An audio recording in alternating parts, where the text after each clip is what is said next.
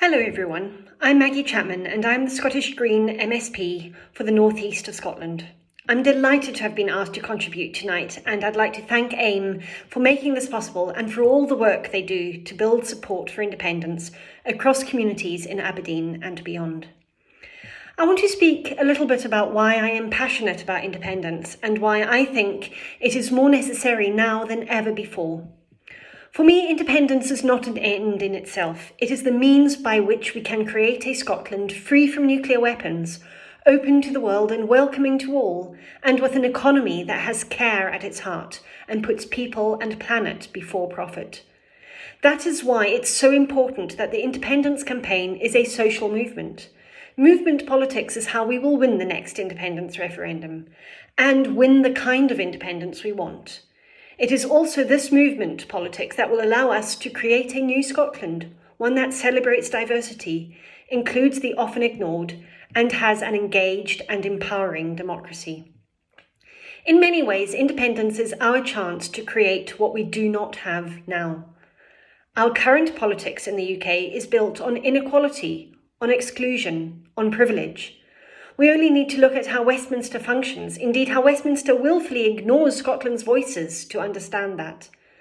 But more than the formal structures of elected politics, we know that there are many people who have never engaged in politics before. And we know too that many more who have engaged have been ignored, forgotten, and cast aside. So for me, independence is about democracy. And that's why movement politics is so important. The next referendum will be won not because of any great speeches in Parliament or political stunts by politicians, but because of the work that we do in our communities, where we live and learn, work and play. Our communities are key to the success of our movement.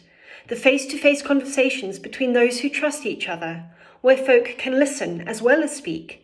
That's where we can change opinions, persuade people and bring them along with us.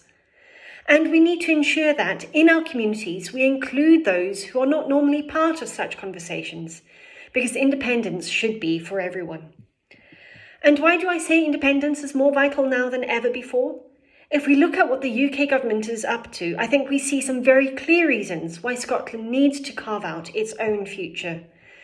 The recent proposals from the UK government to increase national insurance contributions and relabel them as a health and social care levy let the rich off scot-free, putting the burden on the lowest earners.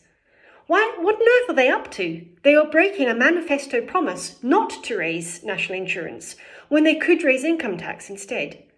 That makes me think it's actually about privatising the NHS and social care services.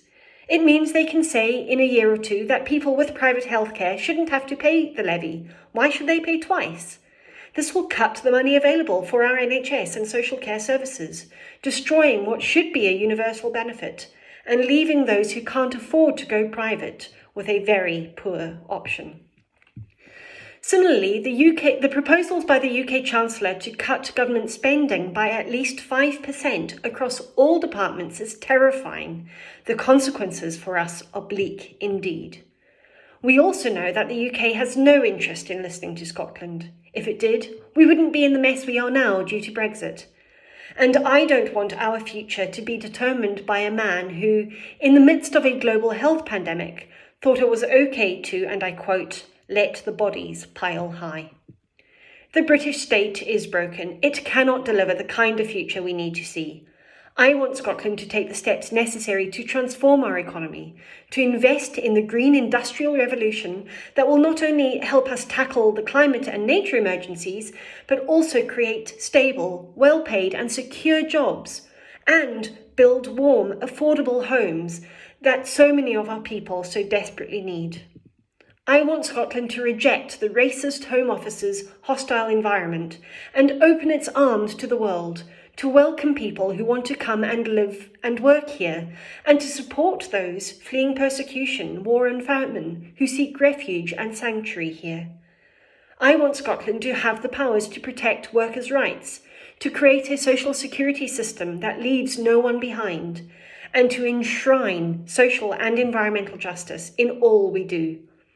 I want Scotland to create a society, a country, that values each and every one of us. and that is why I support independence. Thank you.